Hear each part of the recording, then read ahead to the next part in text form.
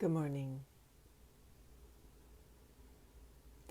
It's always so interesting to come on to Facebook Live with no one here.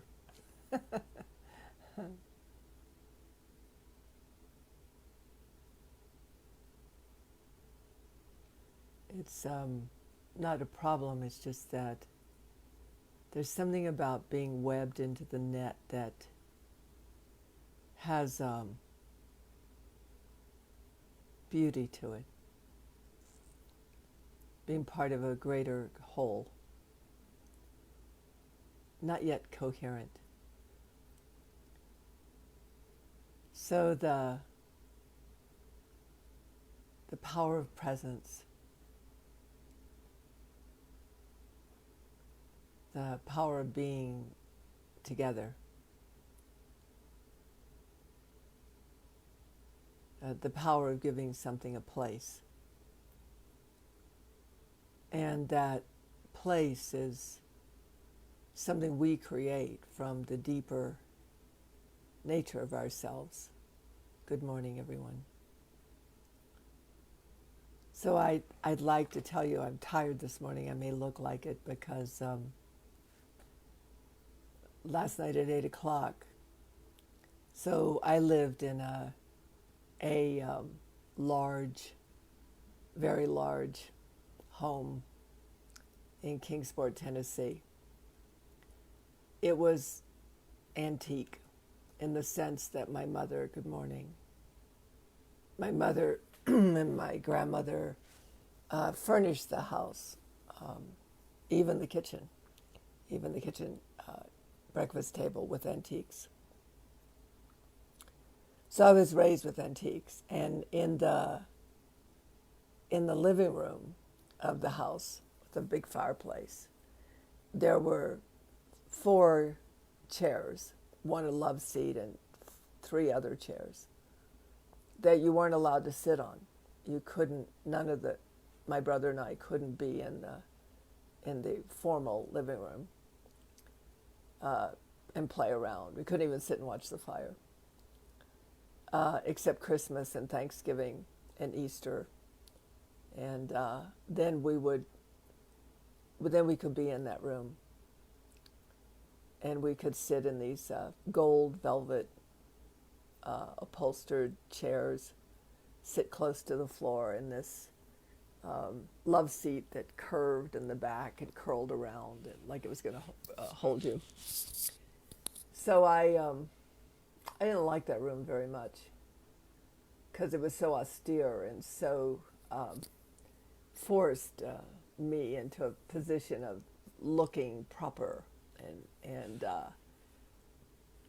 behaving like a young lady should, hands on lap, sitting up straight in these chairs.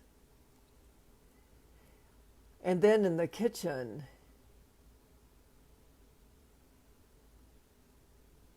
I have to update my app to figure. Can you all let me know if you can see me okay? Because it says we're having technical problems, so when you add a guest to your broadcast, your viewers may see a different. Oh, I don't have a guest in my broadcast, so unless you all are the guests, I'm not sure. Somebody let me know if there's something weird going on. But then in the kitchen, the kitchen was gigantic. Thank you, honey. And then over there was this beautiful wooden table. And then beside that wooden table was my mother's desk. And I'm going to take a picture. I always say I'm going to take a picture. You all should remind me when I say I'm going to take a picture and I don't take it and post it. So then I'll go take the picture and post it. But that desk I loved. It had nooks. It had square little nooks that you open one door and it was all like the old post office when you stuck the mail in a slot, like a hotel used to stick the keys in a slot. And on the other side, you could easily put files. There's like these, it was like this, but it's all wood, all beautiful. And I love wood. I love wood. And then you can lift the top of it, and it has another series of things that looks like the old postal thing hotel where you put the keys in. And I always treasured that. I always wanted that desk. So when my father died in what we call my mother's house, it was really owned and ruled by my mother, bless her heart. Something happened with my father's new wife, and my brother didn't feel right about, in other words, he didn't want to help folding up this gigantic house. And so his new wife and her children and I, we did it. We did it in 3 days. We just hauled butt and did it and got it all ready to go. And my brother rented a storage unit. So this is probably at least 15 years ago. And he put all the furniture in the storage unit. But while I was going through everything and tossing everything, because when my mother died, my father didn't touch anything. It still had papers and notes about what she was going to do tomorrow. It's really pretty crazy. And I found in this cubbyhole, I found notes that my father and mother had exchanged. And I was sort of the apple of their eye till my brother was born. And no offense to my brother's awesome. But my mother, when she had my brother, kicked her thyroid in a not so friendly way, made her crazy, and she already was an alcoholic. So I went from this sort of idyllic childhood when I was little to probably 6 to 10 when my brother was born, a little nervous about my mother and her craziness. But after 10, it was worse. I became the object of her vile, both physically and verbally. So that all lasted till I was about 16. And in the meantime, I took care of my brother and made sure he was not present to certain things that happened and that he can maintain some semblance of a normal childhood. Like I used to take him to the circus and take him on walks. I love my brother, my baby brother.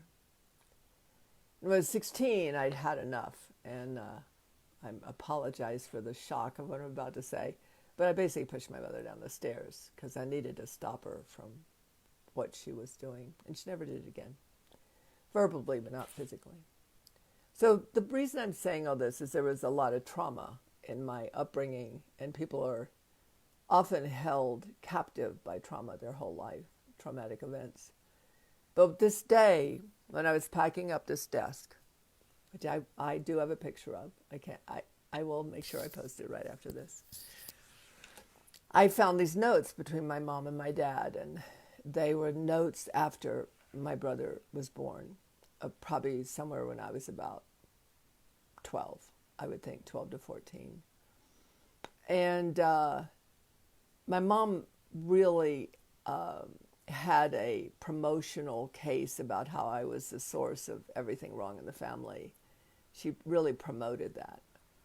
She really believed it. And it's often, if anybody has a relationship with an alcoholic parent or husband or wife, it's part of the gizmo, part of the way of it. And but I found these notes in this time period, and some were about exchanging notes about Clark, exchanging notes about me, which I found very interesting. Like, did they not talk? Did they welcome everyone? Did they not talk? Did they not say these verbally? How come they were notes? But they seemed to be notes my mom left for my father, and then my father responded, and she kept all these notes. But I got to see what they thought of me, because my father would never tell my mom she was wrong. She was his lady. She was like Scarlett O'Hara in Gone with the Wind. And the notes were about what were they going to do with Diane? How did she turn out to be such a bad child? What was wrong with her, and why? Because I was very angry. I was very suppressed in my anger, because I knew that about 3 a.m. in the morning, the odds of my mother coming in my room and grabbing my hair and slamming me up against the wall was pretty good. And so I had these incredible protection aspects to myself. And so I didn't really walk around friendly or lively or vital. So I got to read these notes. There were probably 25, 30 of these notes. And then I got to read these notes about my brother, about how adorable, how cute he was, how precious, how sweet. And my brother didn't feel like my father loved him, because my father, by the time my brother was born, my mother was deep at the effect of alcoholism, and they couldn't adjust the thyroid. She had her thyroid taken out, and it was very hard back then. They overdosed women on thyroid a lot, and so, she was just crazy, basically, fundamentally crazy, 24/7. And but my father mainly managed this relationship with my mother, and pretty much went to work at 6 in the morning and came home about 10 at night. And so these notes to my brother were gorgeous. So I got a manila envelope, and I put all the notes to my brother about my brother in the envelope, and I mailed them to him. I was so happy that he would realize how he was on his father's mind. And I took all my notes, and I was telling C earlier, and I went out to a trash dump. You can get away with stuff back then you can't get away with now. And I took everything out of my mother's desk, and I took it to the trash dump. Everything except things that were, antiquity, because my mother was a historian in Kingsport, Tennessee. And I burned it all in front of the trash dump. And I took a shovel, and then I shoveled. Once it was cool, and I poured water in it, then I shoved it into the big canister for trash. And I had this amazing thing happen. And I laughed, and I said, I am a happy orphan. I am an orphan. I was an orphan. And I know there's a psychology to this, but I'm hoping I'm speaking it in such a way that a kind of a magic happens out of this tale I'm weaving with you. So fast forward to last year, and I lived myself independent of my family from then on. Everybody was aware of the abuse, and it was back then in the South, you have closet secrets, and we had a closet. I was the closet secret. And a few years ago, I took a trip to be with my family, because I didn't want him to carry the hardship of I wanted him to see that I really turned out and that I was good, and that I didn't want the family to carry the horror of what they'd been privileged to and done nothing about. I didn't want them to be in guilt, we were all caught. We're caught societally in so many things. And so I went back, drove cross country. Jackie'd never been out of California, and we cross country from California to Tennessee. And gosh, she got to eat grits, and she got to see pork rinds. It was, and biscuits and gravy and ham and all the stuff in the South that people eat. It was fun because she's a cook. And we went back, and it was so beautiful, because it wasn't like I was going to talk to them psychologically about anything. I wasn't going to bring it up. But I knew they'd know that I was okay, that they didn't do anything to harm me, that I was not harmed, which I think is very, very important when you're restoring your relationship with paradise. And recently, I want to say it in sequence. So then Lily died, and my dog, for those of you who don't know, July 31st, 2020. And she'd been my buffer and my friend for 16 years, never left my side except when I was overseas. And the loss of her was really crippling to me, viscerally, like she was part of my everyday life. And it was such a fundamentally beautiful, exquisite part of my everyday life. I was having a lot of trouble with it. And in the meantime, from a mystical from a mystic's way of living. In the meantime, Lily wasn't going to close the door. In other words, I got to stay related to her to this minute, to this day. I have the feel of her beside me often, and often not. She's off about her own thing, just like she used to be. But it's so mystical, it's so profound, it's so real, it's so otherworldly, it's so magical. So when I was struggling with this thing that we have a hardship with between our physical and non-physical world, and particularly in death, the loss of a loved one, and how we don't have the register, the muscle to experience each other after we're gone. Only in memory, not in relationship, in reality. And yet, if we're eternal, shouldn't we be able to do that somehow? But this thing happened, and what happened was the code, the mesmerization, the distraction, the distortion.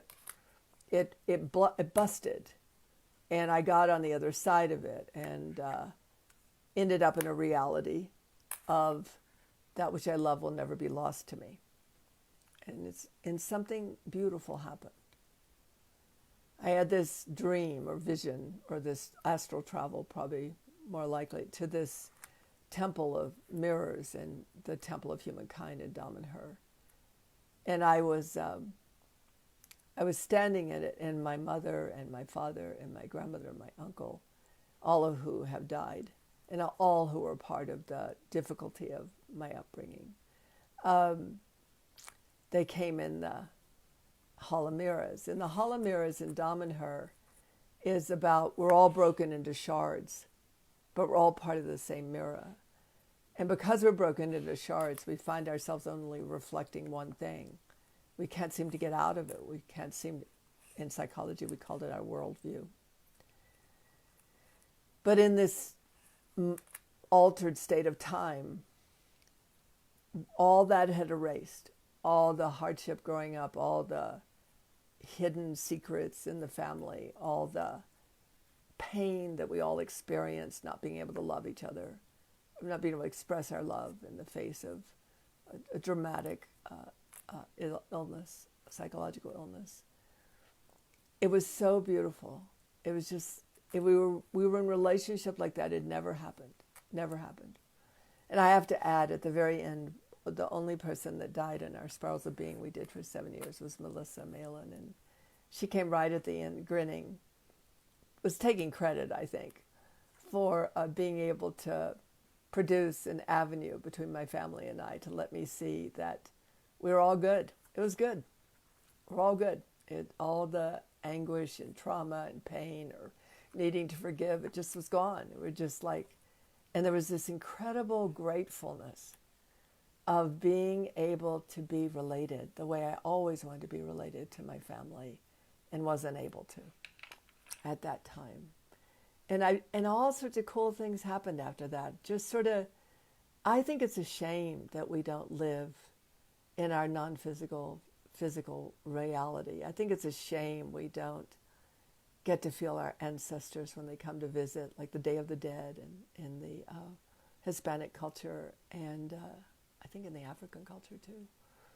I just think it's a shame that things are finite, that things end, and that they don't ever have the chance to be different. They get locked in our heart and our mind in a way that isn't real, because in the human species, it's all about being related.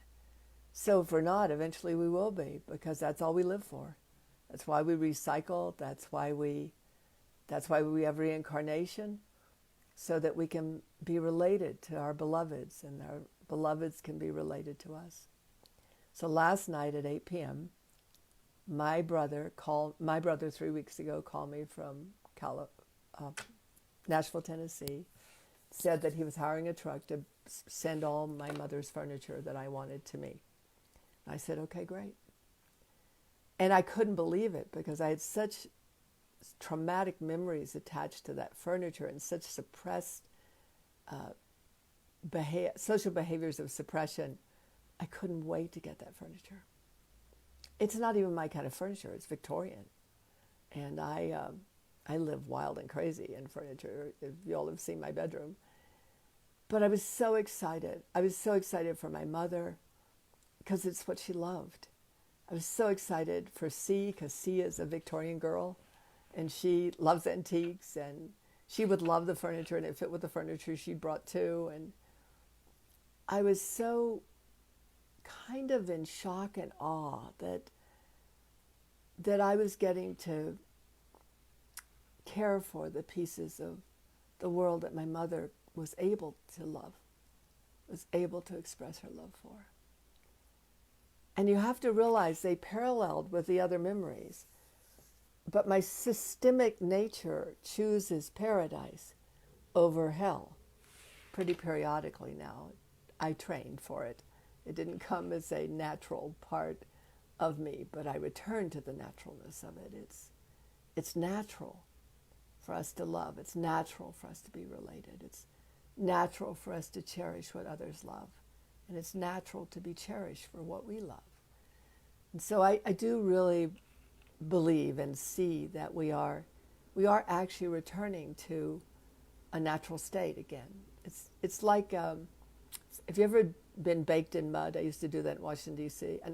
In Cape Cod on Martha's Vineyard, there was a nude camp. And you'd cake yourself in mud, and then you'd stand up on this kind of cliff, and you'd lean back against the back of the cliff and look out on the ocean, and you basically look like statues going down the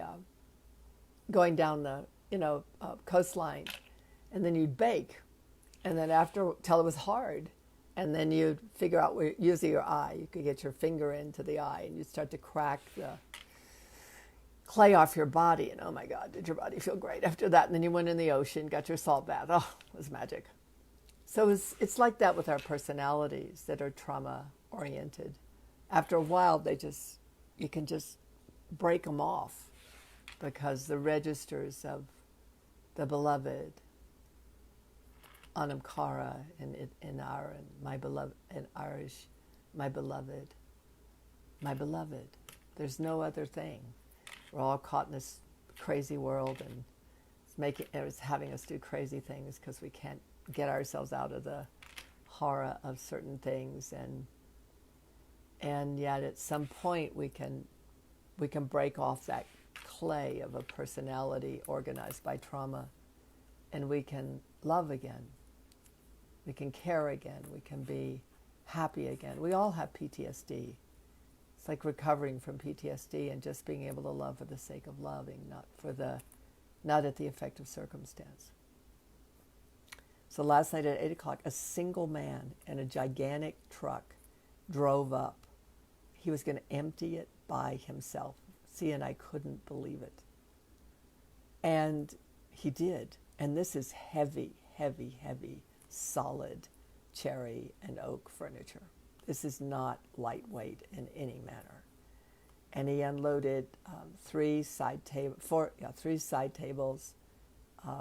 one small desk, small not being that small, these Victorian chairs, the kitchen table that I had at my home in Tennessee is now our kitchen table here, and they're all short. And I didn't remember anything being short back then. I thought, because I was short, and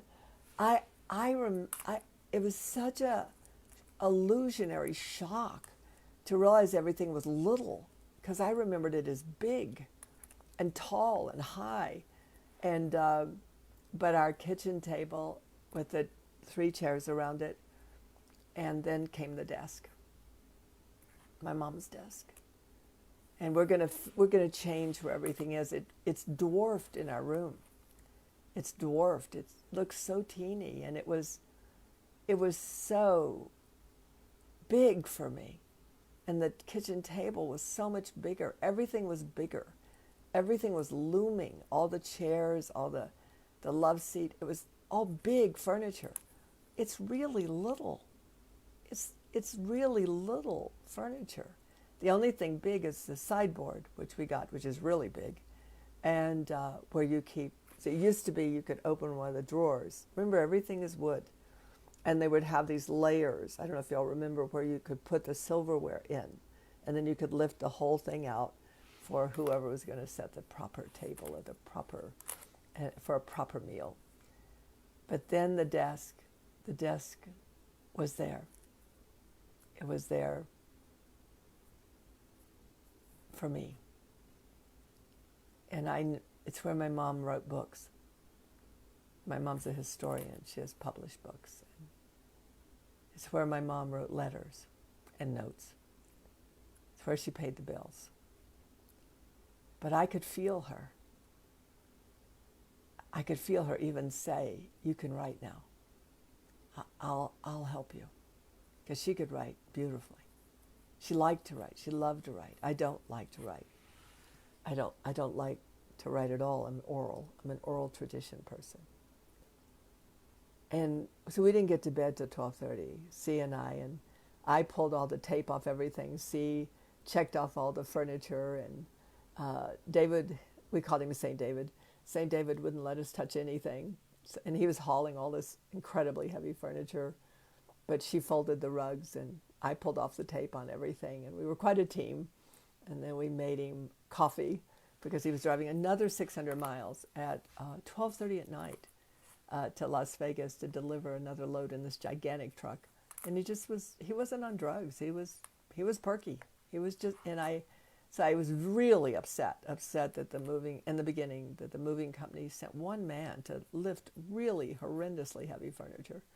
And that he was still not done. He still had 600 miles to go to Chihuahua, which is outside Las Vegas in Nevada, and I'm in New Mexico. So I caught him when he was in my room putting in a beautiful, beautiful walnut, or can't remember the other softwood, but walnut bureau. And I said, how are you? I said, "Isn't this a hardship?" And he says, "No, it makes really good money." And then he goes, "I'm a mover. That's what I do. I move things. I've done it for 10 years. And I'm like, whoa, talk about rewriting my script. And I said, "You really don't need to rest?" He said, "No, I'll rest for 4 or 5 days when I'm done. It's all good." And I thought, wow, how beautiful is that? Not only does this furniture, some of it handmade, like the desk, not only does it have a home, and antiquity has a home in a modern world. Not only that, but I can feel my mother so grateful that the one thing she was capable of showing her love for, that her daughter can now hold that space for her here. So that's what I wanted to share this morning. It's just a simple story about a simple human life. But all of us have our stories. The only thing we ever really get is our story. The only life we ever really get is our personal life. It's our art. It's where we carve out experience and carve out ourselves as being part of the wonder of life itself. And I was thinking about, I had another thing I wanted to share this morning, but I was thinking about, sharing this, and I was thinking, either I'm going to take on that in these times ahead, now and as we go forward, the outer world is going to change so much. The outer world is going to go through so much chaos, so much hardship. But if human, and I was talking to Pauline this morning at 6 a.m. And that's our art. If you imagine it like weaving a thread in time, threads in time, a tapestry in time, the human species is one soul. So if we can just take whatever's happening in our lives circumstantially and not become too dithered by the fact that life will probably be somewhat unpleasant in the outer world for a while, and there'll be challenges we have. There's a lot that has not been operationally operating on behalf of life, or realizing what it takes to sustain life here, and what to have life be whole, or life be vibrant, or life be healthy here. So there's a lot that'll be worked through in the next 6 years, but it will be worked through. But in the meantime, you're the artist in the art of your life. And you're either at the effect of it, or you turn it into a painting, you turn it into a play, you turn it into a piece of art. And you can hear from my story, I could be in another conversation right now, very easily. In fact, when I led courses in my 20s, somebody would start telling me the hardship of their life, and then I'd tell them my story, and their hardship dwindled in comparison. And then I got to be overseas, and I got to see hardship of people that will never have the luxuries I've had. And my story of trauma that seemed so compelling to carry forward seemed insignificant. Maybe our stories of trauma are just part of what happened when we got here. And maybe we can now carve out a place for ourselves where we're standing, create relationships with the world around us. I don't mean the public world. I mean your fork. I mean your table, your computer. I mean the house you live in. I mean the floor. I mean the people that come in your door, and how you treat them, and how you have people come in the door and how they treat you, your protocols. You know, something is really, really, really happening.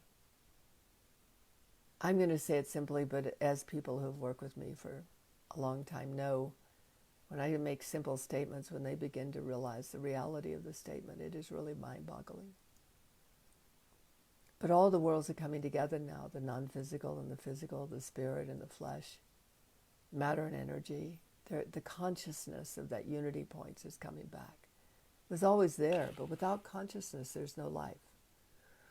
Without consciousness, there's just the mechanics of matter and energy, the mechanics of spirit and flesh, the mechanics of the sacred and secular, the mechanics of the eternal and the temporal, the mechanics of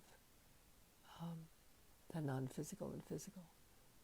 But when we bring our consciousness to it, our consciousness, the great mystery, then it can be paradise, regardless of its form, regardless of its situation. I'm going to end with, I remember a long, long time ago, it was probably in my early 30s. I had gone through a transformational experience. I had one of many, had quite a few enlightenment experiences. Enlightenment is not a place or a state, it's an experience that I think you should toggle towards. See how many enlightenment experiences you can achieve in a lifetime. I think that's just more fun than other things. But this one time, I suddenly realized something I'd been worrying myself about was no worry.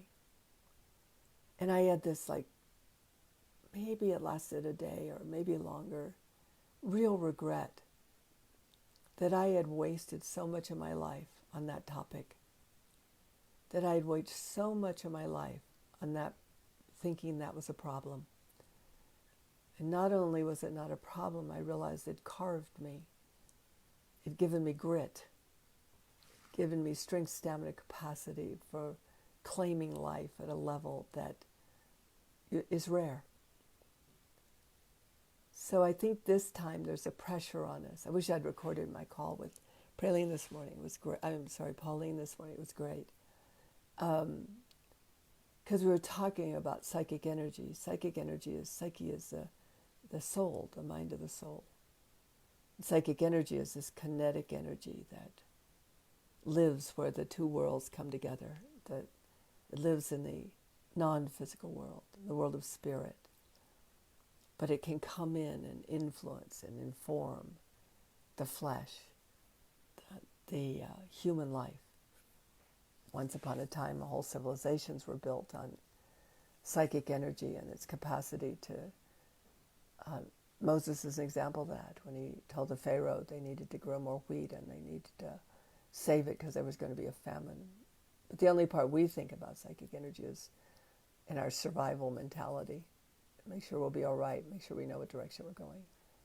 But real psychic energy is waking back up in people. Real psychic energy is a force of creation, a kinetic force of creation, moving in your...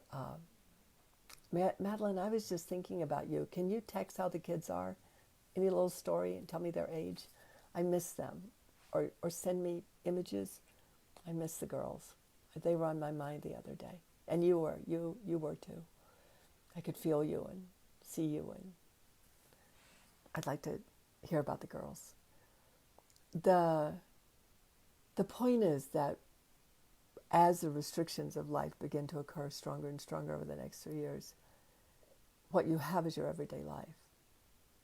You have the texture of it, you have the touch of it, you have the sound of it, you have the visual of it, you have the way of it. And if people in real, honest hardship can carve out the magic of life in that great hardship, maybe we can too. Anyway, I a long time ago, people have always asked me to train them to be psychic, which is such an oxymoron. You can't train to be psychic, you are psychic. But to build that register, to build that capacity, you have to have an interest in being of a greater culture of consciousness than the surface world you walk on. You have to be open to that you're magic, and that you're part of a magical realm that lives out beyond human circumstance. Namaste.